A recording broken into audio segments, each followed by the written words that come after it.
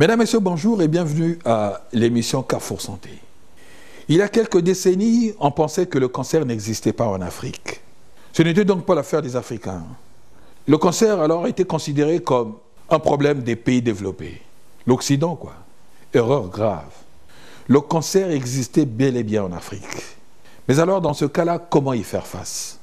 En effet, pour y faire face, donc lutter efficacement contre le cancer, il faut d'abord bien informer les populations et dans le cas précis, la prévention est la stratégie la mieux adaptée dans l'absolu.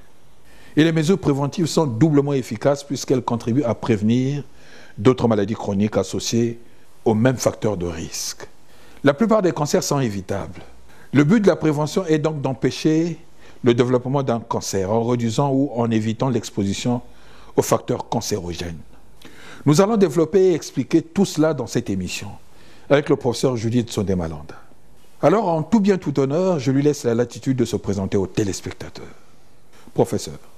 Je suis le professeur Judith Sondé-Malanda. Je suis cancérologue médical et donc hospitalo-universitaire,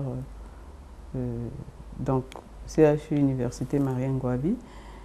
Et à côté de ça, nous sommes également directrices du programme national de lutte contre le cancer. Également membre de certaines associations, des ONG, dans le cadre de la lutte contre le cancer et dans le cadre professionnel. Merci, professeur. Alors, ma première question est simple. Quelles sont les causes et les symptômes du cancer ou des cancers? Quand on dit le cancer, ça veut dire quoi? Ça veut dire qu'il faut préciser un organe, l'organe qui est malade. C'est vrai que l'émission, on parle du cancer en général, donc on n'a pas précisé d'organe. Il y a plusieurs signes en fonction de la localisation, en fonction de l'organe qui est malade. Il y a plusieurs signes. Mais ce qu'il faut retenir d'abord dans la définition du terme cancer, c'est qu'il s'agit d'une prolifération des cellules. Une prolifération des cellules pour une raison X. Les cellules vont se mettre à se multiplier. Du coup, il y a apparition de ce qu'on appelle une masse. Et les cellules qui se sont multipliées ont la capacité de se détacher de l'organe malade et d'aller attaquer un autre organe en empruntant tel que la voie sanguine ou les voies lymphatiques. Et puis, ça forme ce qu'on appelle des métastases. Donc, c'est ça qu'on appelle la caractéristique du cancer. Maintenant, pour préciser par rapport à l'organe malade, il y a plusieurs signes. Moi, je pense que si on peut parler, par exemple, du cancer du sein, qui est le cancer le plus fréquent, mais il peut s'agir d'une boule. Oui. Chez la femme, il faut préciser. Oui, chez la femme ou chez l'homme. C'est une boule. C'est fréquent chez l'homme aussi, le cancer du sein? Oui, 1 à 2% des cas. Ah, mais 2%, c'est pas... Oui. Bon. Mais la femme, c'est quand même un pourcentage plus élevé. Oui, le pourcentage est plus élevé chez la femme que chez l'homme. Donc, ça peut être une boule, ça peut être une plaie, une ulcération, ça peut être un écoulement sanglant, au lieu que ce soit le lait, mais pour une erreur, c'est le sang. Ou alors... une cachexie, un amaigrissement à un stade avancé de la maladie et on doit chercher pourquoi. Ça, c'est un organe qui est visible à l'extérieur. Mais maintenant, quand c'est un organe qui est interne, par exemple au niveau du foie, au niveau du côlon, il y aura des manifestations en rapport avec l'appareil digestif. C'est spécifique à ça. Si c'est les muscles ou bien les os, il y aura un problème sur le plan de la locomotion, donc du déplacement de la personne. Il peut avoir une boitérie, il peut avoir une grosse masse, une ulcération. Bref, c'est en fonction de l'organe malade. Donc c'est un peu difficile de pouvoir détailler tous les éléments, mais en général, quand ça commence quelque part, ça envoie ce qu'on appelle des métastases. Donc les cellules cancéreuses vont se détacher de l'organe malade et aller s'implanter dans un autre organe comme le foie, comme les poumons, comme le cerveau, comme les os. Donc vous voyez, en fonction de l'organe où les cellules cancéreuses vont aller coloniser un autre tissu, ben on aura des manifestations. En dehors des premières manifestations, si c'est le sein ou c'est l'estomac ou le côlon, ben il y aura des manifestations en rapport avec l'appareil locomoteur, donc par exemple des fractures qui peuvent survenir. Des métastases au niveau hépatique, ben c'est un ballonnement abdominal et puis une jaunisse qui apparaît. Au niveau du cerveau, on peut avoir même des crises convulsives jusqu'à un coma. Donc vous voyez, c'est un peu ça qui fait la diversité. Mais quand on parle de cancer, ça commence quelque part et les signes de métastases vont aussi se manifester en fonction de l'organe parce que la cellule cancéreuse, elle sait quel est l'organe, elle va d'abord attaquer pour continuer son parcours. Donc c'est un peu dans ce sens-là, c'est vraiment global. D'accord. Alors professeur, peut-on prévenir le cancer? Ma réponse est oui. Et comment alors? Ma réponse est oui, il est possible de prévenir le cancer, mais je dirais à 3 niveaux. Hein, à 3 niveaux. Il y a le premier niveau primaire, il y a le niveau secondaire et le tertiaire. Au premier niveau, c'est la personne qui peut faire la prévention primaire, c'est vous et moi, qui apparemment nous sommes en bonne santé, mais comment on doit faire la prévention? Ce que on est en train de faire ici, c'est l'information, l'éducation et la communication. La sensibilisation. On sensibilise pour qu'il y ait un changement de comportement de ceux qui nous écoutent pour être un peu plus attentifs ou plus regardants. Dans le premier niveau, donc primaire, il y a également la lutte contre les facteurs de risque. C'est-à-dire les facteurs de risque sont des comportements. C'est des comportements, c'est des attitudes que nous avons, que nous pouvons avoir, sans le savoir qu'elles peuvent nous conduire à une autre maladie. Donc, ces facteurs de risque, tels que dans nos habitudes alimentaires, l'alcoolisme, le tabagisme, notre alimentation. Si on n'a pas on respecte pas l'alimentation, si on mange pas ce qui est sain. C'est quoi qui est sain? C'est quoi ce qui est sain? Donnez un exemple. Ben, ce qui est sain, c'est ce qui est, par exemple, nos poissons du fleuve, c'est ce qui est sain. Ah, c'est bio, quoi. Oui, nos légumes que nous avons, que une maman plante derrière la maison, dans les plantations, toutes sortes de légumes que vous voyez, qu'on peut consommer, les aubergines, tout ça. Donc, il y a également l'inactivité physique et sportive, ça rentre dans ce cadre-là. Donc, quand je parlais alimentation, on peut parler de suralimentation lorsqu'il y a, par exemple, l'obésité, c'est des facteurs de risque. Le manque d'activité physique et sportive. Quel type d'activité sportive? Bon, l'activité physique et sportive, il s'agit de dépenser toutes les calories, les excès de calories. Mais vous n'allez pas demander à un vieux de 110 ans d'aller jouer au basket? Ah, mais si, il y a des exercices spécifiques un peu adaptés à l'âge de la personne. La marche, par exemple? Ça peut être la marche, ça peut être des mouvements gymniques régulièrement. La marche, le yoga, quoi. Oui, tout ça là, ça rentre un peu dans ce cadre-là. Donc, ça, c'est des éléments qu'il faut regarder. Il y a également les infections. Les infections mal traitées. Ça peut être dû à des virus, par exemple le virus du papillome humain dans le cancer du col de l'utérus. Il y a également certaines bactéries pour le cancer de l'estomac. Vous voyez, il y a même des parasites dedans. Maintenant, à côté de ça, il faut renforcer l'immunité. On doit renforcer l'immunité de l'individu. Donc ça, c'est le deuxième volet du premier niveau, c'est la vaccination. Aujourd'hui, il y a 2 cancers qui peuvent être évités par la vaccination. Il y a le cancer primitif du foie qui est dû au virus de l'hépatite B. Il y a également le cancer du col de l'utérus, hein, lorsqu'il est vraiment dans 90-85% des cas, c'est le virus du papillome humain, et bien il y a un vaccin, il y a la vaccination qui peut se faire et pour éviter qu'on tombe sur ça. Donc ça, c'est le premier... Non, mais le deuxième vaccin, le vaccin contre le cancer du col de l'utérus, oui. C'est conditionné quand même, non? Oui et non, c'est conditionné, c'est vrai, mais aujourd'hui, à n'importe quel âge, on peut se faire vacciner? Pas à n'importe quel âge. Chez la fille, à partir de 8-9 ans, hein, 8-9 ans jusqu'à 15, on peut faire un rattrapage à 25 ans. Aujourd'hui, quand c'est prouvé que les tests HPV se sont révélés négatifs, on peut vacciner la personne dans ce sens-là. Donc, c'est ces deux-là. Donc, je ne peux pas demander à ma grande sœur de 77 ans d'aller se faire vacciner? Ah ben non, non, non. Elle doit faire le dépistage. Ah oui, quand on fait le dépistage, ça c'est le deuxième niveau. Hein? On est encore au premier niveau alors. Ah non, mais là vous m'avez posé la question. Oui, donc on passe au deuxième niveau. Donc on passe au deuxième niveau. Voilà, on passe au deuxième niveau. Le deuxième niveau, c'est uniquement le dépistage du cancer du corps le dépistage des lésions précancéreuses, c'est-à-dire des lésions ou des anomalies qui surviennent chez certains individus avant que cela ne se transforme en cancer.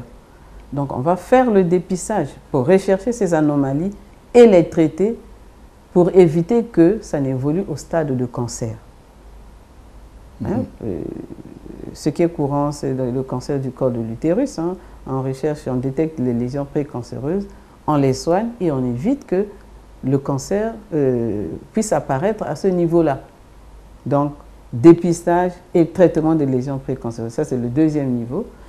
Au deuxième niveau, on peut parler aussi du diagnostic précoce. Hein, mais dans le diagnostic précoce, nous allons développer cette partie quand on parlera des signes d'alarme parce que la personne peut avoir constaté des signes, mais on passe pratiquement au troisième niveau qui correspond un peu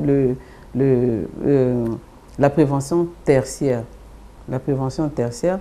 Mais la différence, c'est que lorsqu'on fait le diagnostic précoce, c'est la maladie qui est tout au début. La maladie est encore limitée.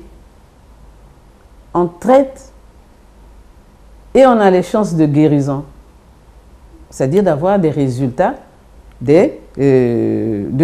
par rapport au traitement administré.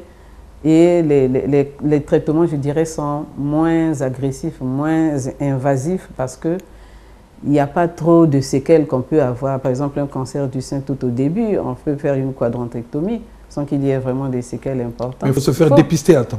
Voilà. En général, le problème que nous avons, c'est ce diagnostic précoce. C'est-à-dire que lorsqu'on n'a pas détecté la maladie à temps, quand elle est encore limitée localement, on a toutes les chances de guérison, on a toutes les chances d'avoir des meilleurs résultats que lorsque la maladie est déjà généralisée ou il y a déjà des métastases. Donc, il faut que, par exemple, pour le cancer du sein, hein, ces techniques-là de l'autopalpation qu'il faut avoir, qu'il faut connaître. Le cancer du col de l'utérus, il faut dépister, mais il faut régulièrement le faire. Pour celles qui n'ont pas eu de vaccin, même s'il y a d'autres qui ont eu des vaccins, mais après, il faut que le dépistage soit vraiment une nouvelle méthode de vie qu'on doit intégrer dans notre mode de vie hein, pour éviter toute surprise que la maladie soit détectée à temps. Par exemple, dans le cancer du côlon, on a des tests qui peuvent permettre de rechercher du sang dans les selles hein, pour détecter qu'il y a déjà eu une anomalie qui peut être traitée. Parfois, c'est un polype qui saigne, parfois, ça peut être un début de cancer, mais dès qu'on a constaté l'anomalie, on peut prendre en charge et la personne peut être guérie. Il y a également le cancer de la prostate, où on peut faire le dosage sanguin du PSA et puis l'examen clinique par le toucher rectal. Donc, ça, c'est des éléments qui sont importants que le malade, chaque personne devait savoir. Hein, devait inclure dans son mode de vie pour ne pas être surpris qu'on ait diagnostiqué un cancer à un stade tardif. Maintenant, lorsqu'on parle le troisième niveau, le niveau tertiaire, c'est là où on a un diagnostic du cancer déjà. Hein. C'est confirmé, tout est là, mais à un stade peut-être un peu plus ou moins avancé, localement ou avec des métastases. On traite les cancers avec les différents moyens. Les principaux moyens que nous avons, c'est la chirurgie, la chimiothérapie, la radiothérapie. Et puis, il y a également, il ne faut pas oublier, hein, quand le cancer arrivait au-delà de toute ressource thérapeutique, on fait ce qu'on appelle les soins palliatifs.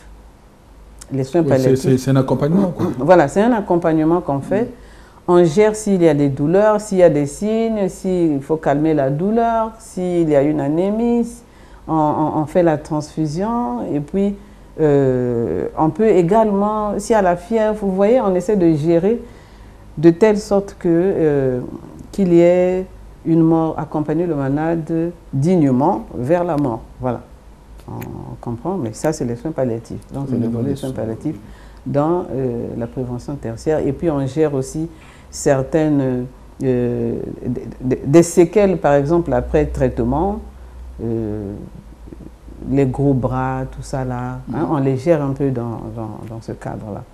Donc ça, c'est les 3 niveaux de la prévention. Et voilà, c'est pour dire que la prévention est également possible, mais vraiment à chaque niveau. Parlez-nous de l'hormonothérapie. Bon, on n'est pas dans... On était sur la sensibilisation, la prévention, mais bon, on est en train de glisser petit à petit dans les soins, quoi. Oui, dans les soins, l'hormonothérapie n'est autre que les médicaments qu'on administre qui, sur certains cancers qui sont hormonosensibles, tels que le cancer du sein et le cancer de la prostate, hein, les 2 grands volets, hein, il y a d'autres un peu associés, mais les 2 grands cancers qu'on peut traiter par hormonothérapie, ce sont les 2. Et par exemple, pour le cancer du sein, il faut qu'on retrouve d'abord, on fasse un examen en appareil immunohistochimie pour savoir s'il y a des récepteurs hormonaux pour qu'on fasse ce traitement. Mais sinon, c'est des médicaments à base d'hormones qui traitent la maladie cancéreuse. On me pose la question à l'oreillette là. Oui. On va se faire dépister où?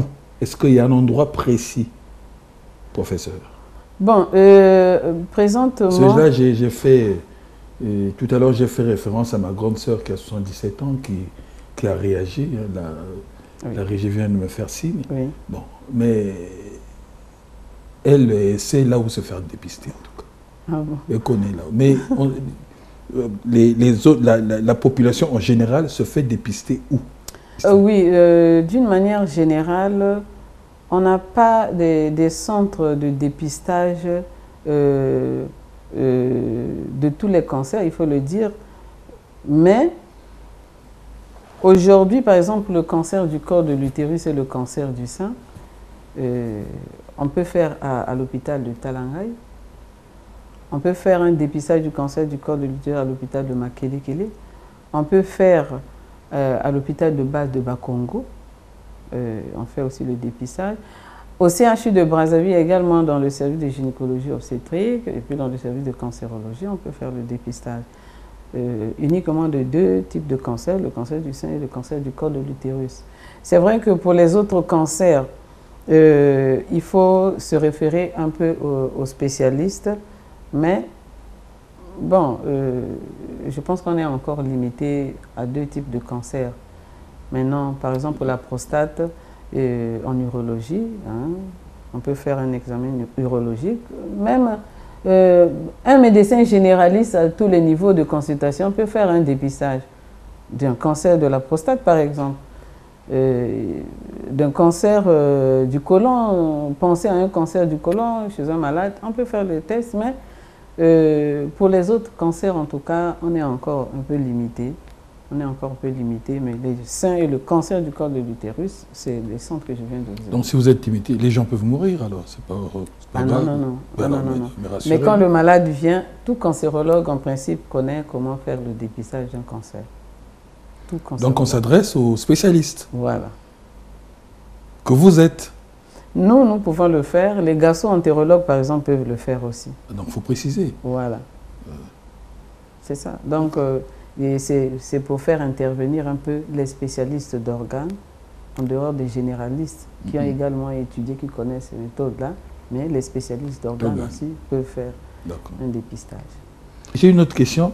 Parlez-moi des signes d'alerte. Oui, en fait, les signes d'alerte, on évoque ça dans le diagnostic précoce. Je crois avoir dit que je vais revenir sur le diagnostic précoce. Alors, on y est là.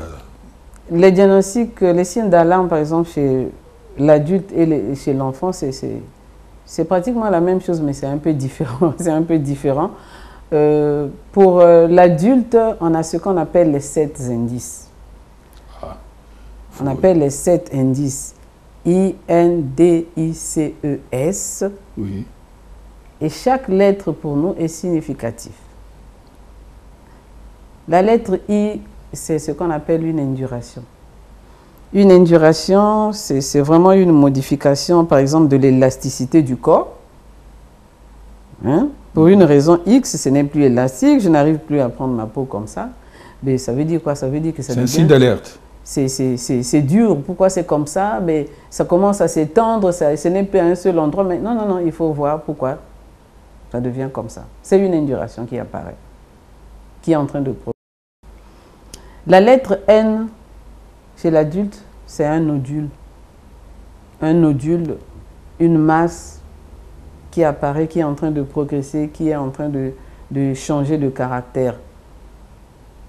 Un nodule, ça peut être un bouton, un grain de beauté qui commence à changer, une boule au niveau des seins qui peut apparaître et tout, une boule au niveau de la peau. Voilà, donc ça c'est nodule. La lettre D, c'est lorsqu'on a un dérangement d'une fonction, une dysfonction. Bien, sur le plan de la respiration, sur le plan de la défécation, lorsqu'il y a vraiment même une difficulté quelconque de respirer, difficulté et tout qui traîne dans le temps, il faut regarder, il faut rechercher pour connaître pourquoi, à quoi c'est dû. Je suis en train de manger, j'avale, j'ai une difficulté d'avaler, de la déglutition, tout ça. Je dois savoir pourquoi je vomis, pourquoi je vais à la selle ou bien pourquoi je ne fais plus mes besoins correctement. Voilà. Pourquoi j'ai du mal à uriner, pourquoi j'ai du mal d'aller déféquer pendant longtemps. On regarde, on fait les explorations nécessaires. Alors, il y a également la lettre C qui correspond à une cicatrisation anormale. Cicatrisation anormale, mais j'ai une plaie qui depuis 5-10 ans ne guérit pas. Elle va, elle revient, mais ça peut être un cancer de la peau. Et un cancer de la peau, ça cicatrise, ou bien une personne qui s'est brûlée, par exemple, dans l'enfance, et ça peut être au visage, n'importe où, mais après, pour une raison X, elle apparaît et puis elle ne se ferme plus. Mais en général, ça se transforme aussi en cancer. J'ai oublié la lettre I, c'est une indigestion. Voilà. Entre D et C, il y a I qui est là, indigestion, parce que je peux manger ce matin depuis 7h, 8h, mais jusqu'à 15h, je n'ai pas faim, jusqu'à 18h, je n'ai pas faim. Donc c'est une indigestion. Je sens comme si je venais de manger alors qu'il y a déjà un problème. Et la lettre, je crois là, c'est la lettre S, indice C-E-S, c'est ça? Non. Voilà. Enfin, la lettre S à la fin, puisque c'est un indice au pluriel, c'est un saignement anormal. Parce que l'unique saignement que nous connaissons, c'est le saignement du cycle menstruel chez la femme. Mais quand le sang commence à sortir dans les nez, dans la bouche, il vomit, il crache, il urine du sang, il fait l'essai dans le sang, c'est un élément qu'il ne faut pas banaliser, qu'il faut donc explorer pour rechercher pourquoi la personne est en train de saigner dans ces conditions. Donc ça, c'est chez l'adulte. Maintenant, chez l'enfant, les signes d'alerte chez l'enfant, on va prendre également 7 lettres, c'est TAP, DAF, T-A-P, et puis D-A-F-E. La lettre T, c'est lorsqu'on a une tache au niveau de l'œil, parce que la tache au niveau de l'œil, ou bien au niveau de la peau, qui peut survenir. Mais le plus fréquent chez l'enfant, c'est le rétinoblastome. Il y a une tache au niveau de l'œil. Et cette tache au niveau de l'œil, oui, ça fait le signe du rétinoblastome, qui est l'un des cancers les plus fréquents que nous avons ici, chez l'enfant. Oui. Alors, la lettre A, par exemple, c'est une augmentation du volume d'un organe. Ça peut être le ventre, ça peut être la cuisse, ça peut être la mâchoire, le visage se déforme. Ça augmente de volume. Vous comprenez que ça, ça doit aussi interpeller. Donc les parents doivent être très attentifs pour regarder tous les éléments, tous ces éléments-là, tous ces signes-là. Alors la lettre P, c'est la présence du sang, soit dans les urines, soit dans la salive, soit dans les selles chez l'enfant. Voilà. Donc TAP. Maintenant, DAF, c'est lorsqu'il y a des douleurs qui apparaissent chez un enfant, ou bien les dents qui sont en train de bouger. On a fait une avulsion dentaire, une deuxième, une troisième, et après la maladie flambe. Donc, les dents qui bougent chez un enfant de 4-5 ans... c'est pas normal.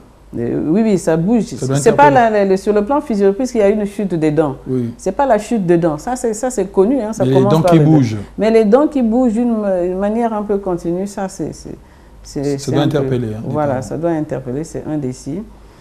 Alors, on peut avoir DAF, c'est un amaigrissement ou une asthénie ou une anémie. L'enfant est pâle, donc c'est également ça. La lettre F, c'est les frissons, les fièvres qui peuvent apparaître. Il ne faut plus gérer la fièvre comme ça.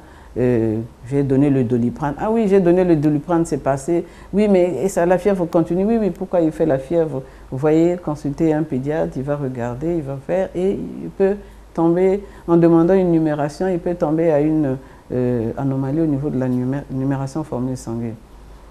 Donc ça, c'est la lettre F.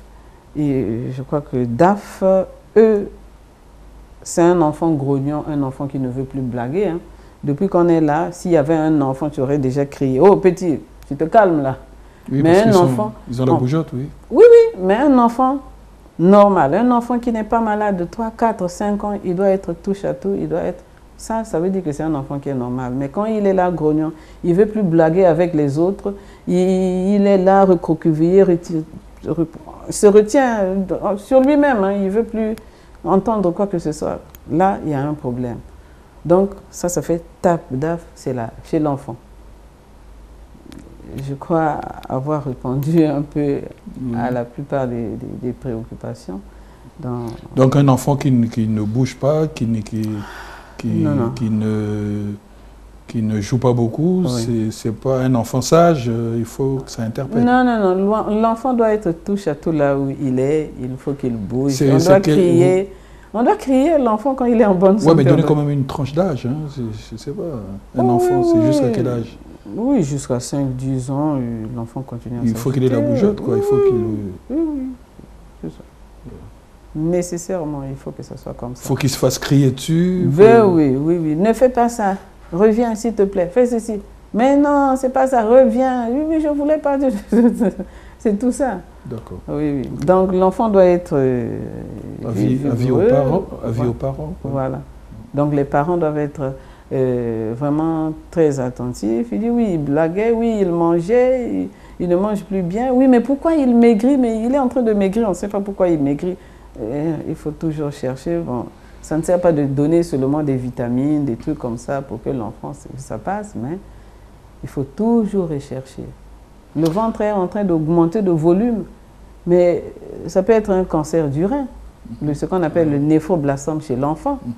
Donc ça ne sert pas d'aller voir le marabout, le charlatan d'à côté pour faire les incisions. Ça, c'est un risque de perdre du temps chez l'enfant. D'accord. Alors, en parlant d'aliments, les compléments alimentaires, professeur, c'est bon, c'est pas bon?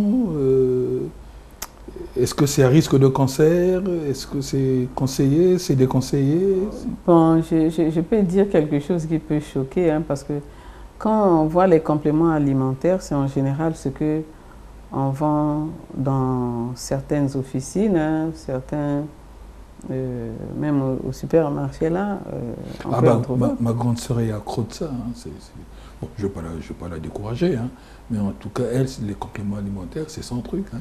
Bon, vous dites quoi là-dessus? Non, moi en tout cas, sur ce point, je trouve que j'aime plus ce qui est normal, ce qui est naturel.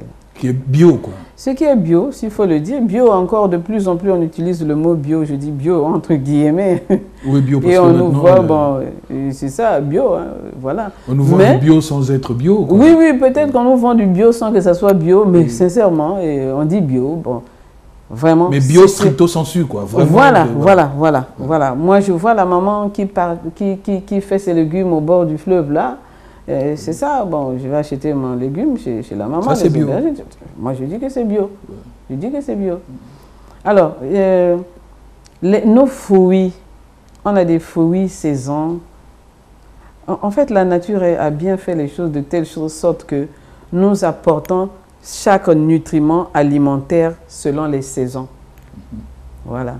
La saison des mangues, ben, il faut manger des mangues. Pourquoi ne pas manger des oranges? On est là bientôt, je commence à voir des oranges qui sont encore pas bien mûres sur le marché. Vous voyez, mais bientôt ça va mûrir. Ça veut dire que maintenant, c'est la saison des oranges. Mangeons les oranges. Enfin, bon, au niveau des oranges, il y a des cueillettes précoces aussi. Ouais. Oui, oui, mais ça, c'est les cueillettes. Ça, c'est ça, la personne. C'est ça qui fait cette précipitation-là. Mais nos fruits, hein, les malombos, hein, quand le véhicule vient, quand tu vas à Bouimbala, il y a des fruits, hein, il y a des fruits qui viennent de la forêt qu'on nous vend là sur les trucs. Ces fruits-là, moi je préfère ça. Ça je maîtrise, mais lorsqu'il y a déjà des transformations des choses, c'est peut-être une déformation. Hein, parce que quand on fait la cancérogénèse, j'ai fait un truc sur la nutrition et le cancer qu'on a vu, je vous assure. Sinon, vous allez à la maison, vous n'allez plus manger d'autres aliments, vous aurez un choix à faire entre notre poisson qui vient du fleuve, hein, notre poisson fumé qu'on achète là et on prépare, on a préparé. C'est nettement mieux que ça, hein, que autre chose. C'est mieux que les compléments alimentaires. C'est mieux que les compléments alimentaires. Alors, professeur, le tabagisme passif est-il dangereux? Oui, en fait, c'est dans les facteurs de risque, quand j'ai parlé du tabac. Il y a le tabagisme actif et le tabagisme passif. Le passif, c'est évoluer à côté de quelqu'un qui fume, par exemple. Oui, le tabagisme passif. On n'est pas fumeur. Actif, c'est la personne qui fume, hein, oui, et qui en fume son entourage. Voilà. Et celui qui fume, il envoie la fumée qu'il envoie, qu'il rejette, c'est une fumée qu'on appelle secondaire ou tertiaire, mais qui est plus nocif. Donc vous voyez que nous, par exemple... Ah bon, c'est plus nocif que la fumée que la personne... Ah, que la personne qui a fumé. Ah bon? Oui, et oui. Pourquoi ça? C'est comme ça, c'est des études qui ont démontré que le tabagisme passif est plus nocif. C'est-à-dire que nous, quand on reçoit des malades, on demande toujours, on recherche toujours certains facteurs. On demande, est-ce que vous fumez, vous prenez de l'alcool? Est-ce que votre mari fume? Oui, parce que si le mari fume... Ça veut dire qu'elle aussi, elle fume. Donc, tous les méfaits du tabagisme, elle peut aussi les encaisser comme ça, sans qu'elle ait tiré la fumée. Mais elle est enfumée, hein, pauvre d'elle. Elle est enfumée. C'est involontaire, malheureusement. C'est aussi un tabagisme qui est très aussi nocif que le tabagisme. Enfin, quand vous parlez de tabagisme, vous pensez à la cigarette, hein? Mais oui, mais ça peut être la pipe, je ne sais pas, le cigare, la personne qui fume. Bon, ça c'est le commerce où on dit cigare ou pas cigare. Aujourd'hui, on a, comment on appelle la cigarette artificielle, là, je sais pas. Électronique? Oui, les trucs électroniques, là. Oui, vous voyez. Il n'y a pas de cigare électronique, hein? Vous savez le contenu de ça. Le contenu de ça. Il faut voir sur le plan. Donc il ne faut pas fumer du tout. Mieux vaut ne pas fumer. Alors. Non, mieux vaut ne pas fumer. D'accord. Mieux vaut ne pas fumer. Et voilà pourquoi on parle de sévrage du tabagisme. C'est ça aussi. Comment lutter contre le cancer de l'endomètre? Ça existe le cancer de l'endomètre? Oui, le cancer de l'endomètre, ça fait parmi... Il n'y a pas de vaccination? Ah non. Alors comment l'éviter? Bon, vous savez que le cancer de l'endomètre, souvent, quand on reçoit des malades, on a dû opérer, on a pensé peut-être à un fibrome, des trucs comme ça. c'est pas évident de lutter avec ce cancer parce que il faut avoir des consultations, hein, faire consulter régulièrement pour détecter toute anomalie. C'est un cancer qui survient souvent chez la femme ménopausée qui se met à saigner. Et il faut avoir une surveillance régulière parce que c'est un organe qui est interne et lorsque la maladie se manifeste, c'est vrai que ça peut s'extérioriser par un saignement que la femme peut voir, mais elle peut penser à autre chose.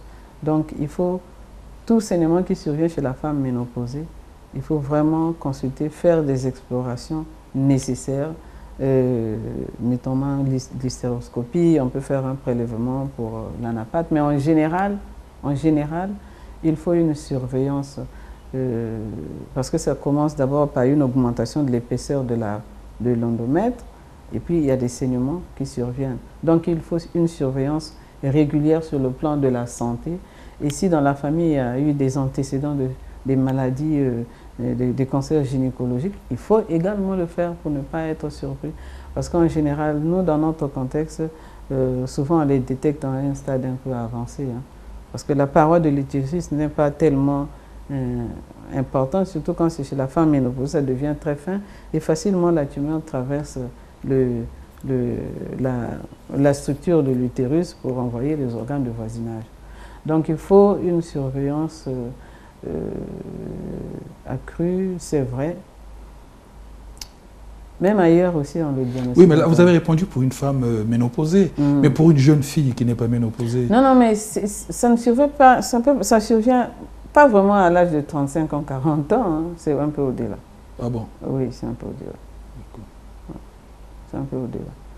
Mais avoir le réflexe de se consulter, si la femme, par exemple, fait un dépistage du cancer du col de l'utérus régulièrement et on constate qu'il y a un saignement qui vient de la cavité utérine, on voit que ça sort de l'orifice sans que le col ne soit malade, oui, facilement on peut pousser les explorations et détecter la maladie un peu plus tôt que dans le contexte où la femme n'a pas d'un dépistage régulier, quoi.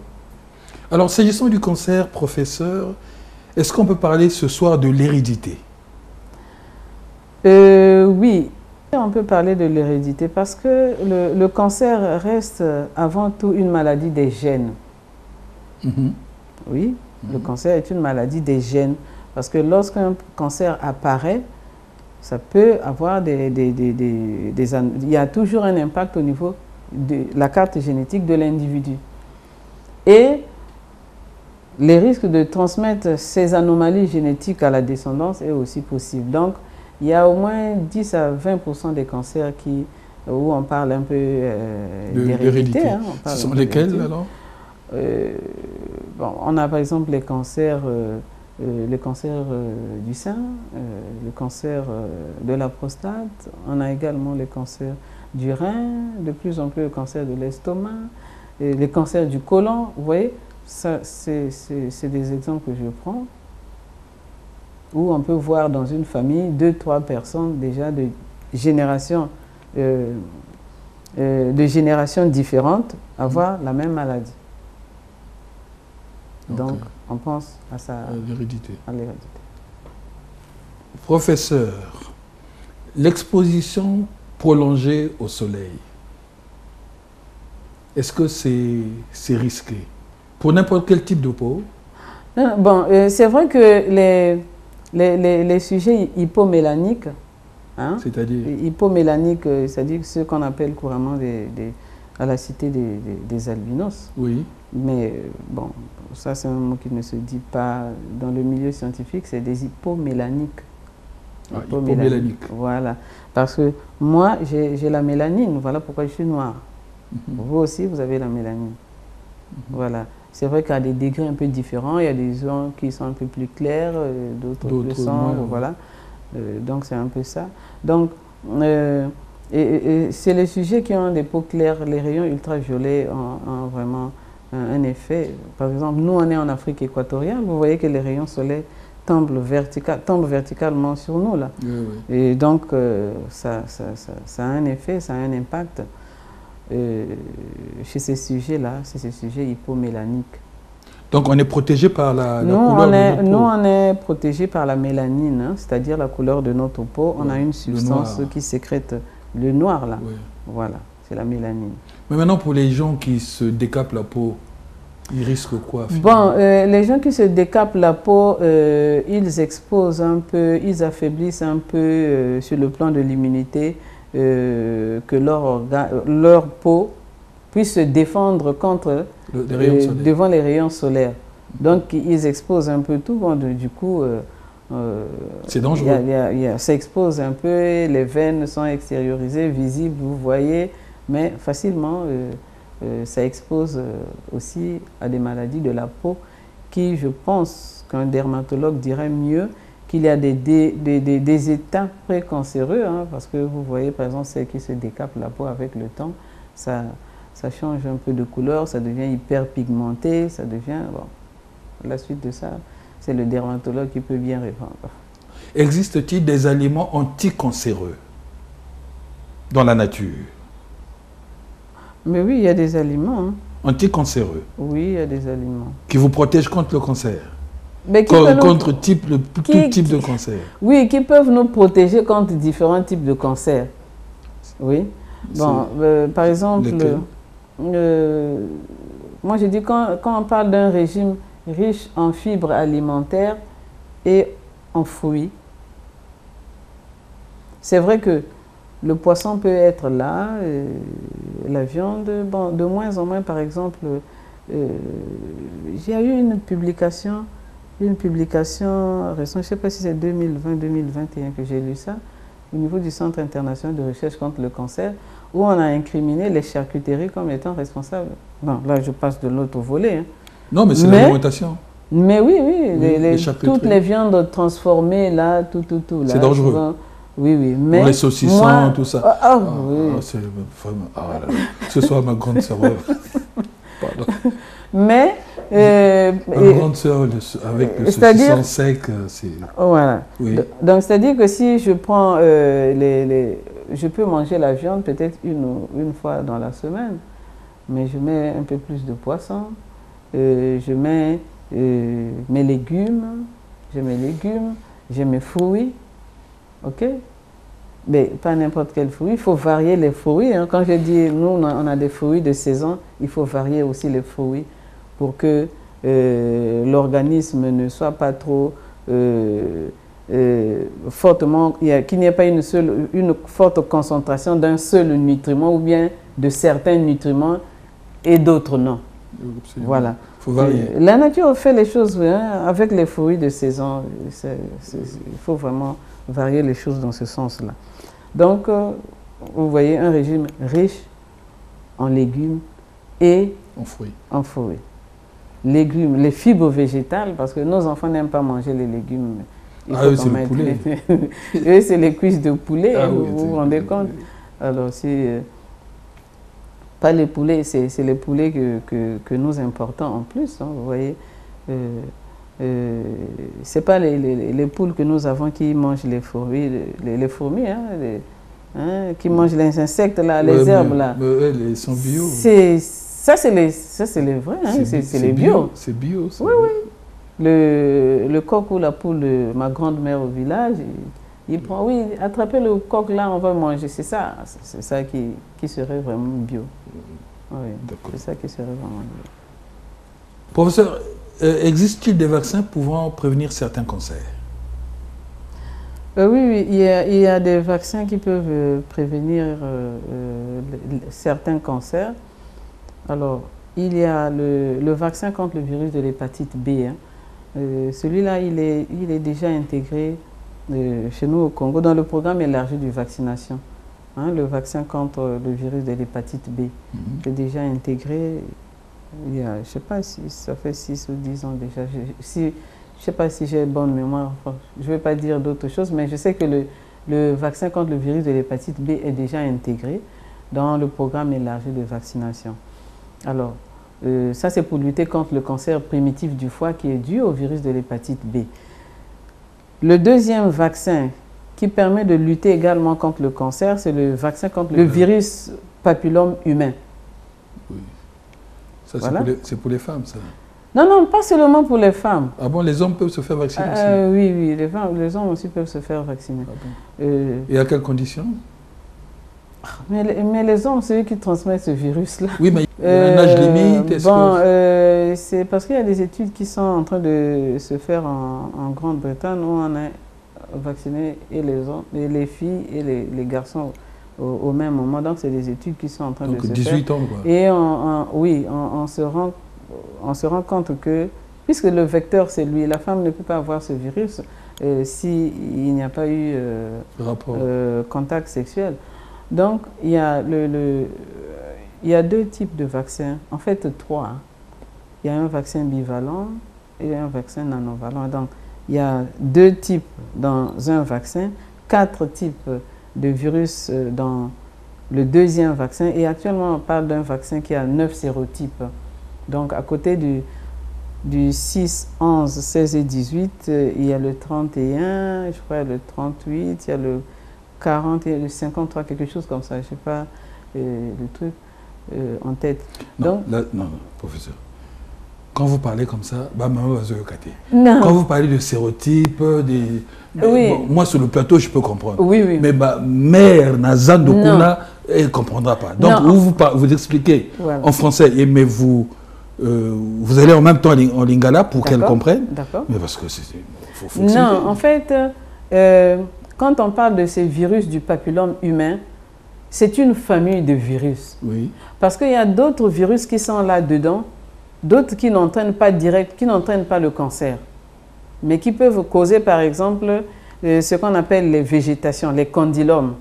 Hein, c'est, par exemple, le virus, le type 6 et 11, ça c'est un type qui ne donne pas directement les cancers, mais qui donne des végétations au niveau de la vulve. Hein. On regarde au niveau des organes génitaux de l'homme ou de la femme, il peut avoir ces végétations qu'on appelle des condylomes. Mais ça, c'est ce qu'on a associé dans le Gardasil. Le Gardasil. Et d'autres familles de virus. Il y a 2 types de vaccins. Oui. Le Cervarix et le Gardasil. Ah bon. Voilà, il y en a 2. Maintenant, dans le Gardasil, où on a associé d'autres sérotypes, c'est-à-dire des virus de cette même famille qui sont très agressifs, c'est-à-dire qui provoquent sans faute l'apparition d'un cancer. Donc, ce sont ces types de familles, c'est la même famille, c'est des papillomes humains, mais il y a des sous-familles, d'autres qui entraînent le cancer, d'autres qui n'entraînent pas. Vous voyez un peu, c'est dans ce sens-là. D'accord. Pour la Gardasil, il y a vaccin moko au salaka. Au mondele à sala, mais na kati kuna bati famille à virus, c'est-à-dire antigène bati kuna pour na kosala que ceux qui motoazu infection na virus wana etindaye cancer te. Donc ba famille à virus ango autobenga ba papillomavirus ezali kutu près de 200, donc ezali belé. Mais na ba 200 wana nyuso etindaka ko epesaka maladie ya boko na cancer te. Donc oyo epesaka boko na cancer mingi nde oyo bati na vaccin oyo bati ya sika oyo ya nanovalent, c'est-à-dire 9 na famille ya wana bati par exemple mwana intel basangisi bana 9 ye wana zana bana 9 bango to bati na liboke moko pour ça la vaccination contre le cancer du col de l'utérus. Professeur, oui. Quelles sont les causes et les symptômes des cancers buccaux? Les cancers buccaux, les causes et les symptômes des cancers buccaux. Oui. Cancer à monoko, quoi. Ah, il y a monoko, voilà.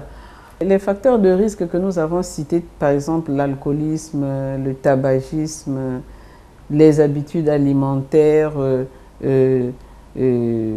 notre hygiène de vie sexuelle aussi aujourd'hui, hein, parce que il y a des rapports buccaux qui se font aujourd'hui, hein, vous connaissez. Parmi les causes, l'alcool et le tabac que j'ai dit, hein, parce que ça c'est sans faute, mais les infections qu'on peut obtenir, par exemple le virus du papillome humain peut qu'on ait les cancers de la lèvre. Le cancer de la langue... Oui, mais ce cancer-là, on l'attrape comment? Le cancer de la lèvre, quelqu'un a attrapé un cancer de la lèvre comment? Expliquez-nous, par quel moyen? Mais les gens qui font des rapports organes génitaux, buccales et tout, donc ce sont ces genres de rapports. Oui, donc si au niveau des organes génitaux, il y a ce virus-là, qui est très oncogène, qui peut transformer le tissu en cellules normales en cellules cancéreuses, mais au niveau de la bouche, la structure du cancer, le corps de l'utérus, c'est pratiquement la même structure que le corps de l'utérus, la lèvre. Pratiquement la même chose. Donc, et l'épithélium de la cavité buccale, c'est la même chose. Donc vous attrapez vous pouvez aussi faire un cancer épidémique, un cancer de la peau, de la muqueuse, dû au virus du papillome humain, que vous pouvez contacter de cette manière-là. Nalingala nalingina lobake eyali namokola lelo tozomona soki mwasi na mobali basangani basangisa nzoto na bango, c'est vrai, mais kosangisa nzoto ekomi na monoko eyi na kati. Donc ole ke ezala nzoto ya mwasi na mobali mosusu bamemi na monoko, donc ndenge wana tokoki tozwa pe infection ya virus ya papillome wana, et puis epesi cancer par exemple de la lèvre, comme na cancer ya nani oyo cigarette pe ndenge to melaka ndenge ba melaka, moi je fume pas, ndenge ba melaka bon sous ba mela boye mais to mana ba maman mosusu ye abaloli boye, on marche arrière, on marche arrière comme tu le dis, ati boye hein, ati nasima, ça expose également, il y a le cancer de la langue aussi là. Et c'est parmi... Donc il faut déconseiller ça aux mamans. Oui, oui, oui. Formellement. Oui, c'est vraiment le feu. Hein, c'est vraiment le feu. Et ça brûle et c'est très douloureux, le cancer de la langue. Hein. Donc, ces habitudes-là, bizaleliwana oyo ba maman na ba koko na biso bazalaka nango, oyo kotia la cigarette na marche arrière, bon, ça entraîne aussi tindapé cancer à l'olé mondengwana. D'accord. Ouais. Alors, professeur, votre dernier mot en français, en lingala, hein, ou en kituba. Vos derniers mots à l'endroit des téléspectateurs? Vos derniers conseils, quoi. Oui, les derniers conseils, c'est que il faut que la population le sache que la maladie, le cancer est aussi au milieu de nous, que la maladie existe bel et bien. Il y a des moyens de prévention. Tant que le diagnostic est fait précocement, on a les chances de guérir de cette maladie. Donc, que la population retienne, qu'elle fasse attention à ce que nous consommons, à ce qu'il y a dans notre environnement. Peut-être que ça peut sauver une ou deux personnes. Donc, c'est la prévention qui sauve des vies sous d'autres cieux. Si on ne fait pas la prévention, c'est difficile de sauver les vies des gens. Donc, notre entourage, nos mamans, ceux qui n'ont pas suivi, qui n'ont pas eu l'occasion de suivre cette émission, ben, il faut que les gens l'informent. Et aujourd'hui, la lutte contre le cancer ne s'arrête pas uniquement à nous, à l'hôpital, ou à nous au niveau du programme. Hein? Donc, il y a des associations, il y a des ONG qui aujourd'hui ont eu l'option, par exemple, avec l'environnement, le sport, les associations de lutte contre le tabac, tout cela, ensemble, on va lutter contre cette maladie qu'est le cancer. Na lingina loba boy na lingala que beaucoup na cancer ezali na kati na biso. Il faut pas que to loba que cancer yali beaucoup na yabato ya bamboka mosusu kuna mais biso na kati na biso pe beaucoup na cancer ezali. Et que malade ango soke yi ezwaka kaka ezwaka pe bato bana mike bato mikolo, personne n'est épargné, moto tout akokwaza beaucoup na cancer.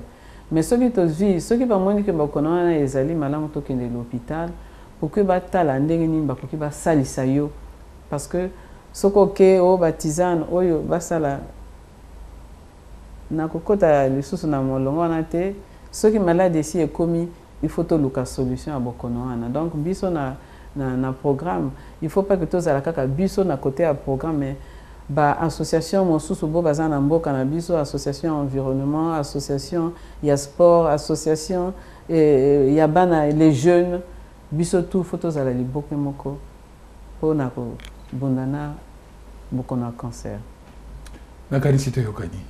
Merci. Voilà, mesdames, messieurs, nous sommes arrivés à la fin de cette émission consacrée à la prévention des cancers. Notre invité du jour était le professeur Judith Sondé Malanda. Nous vous disons merci, chers téléspectateurs, pour votre fidélité à l'émission Carrefour Santé. Prenez bien soin de vous et des vôtres, car votre santé est votre bien le plus précieux. Au nom de toute l'équipe de Carrefour Santé, je vous dis à toutes et à tous encore merci et à la semaine prochaine, si vous le voulez bien. Ciao, ciao.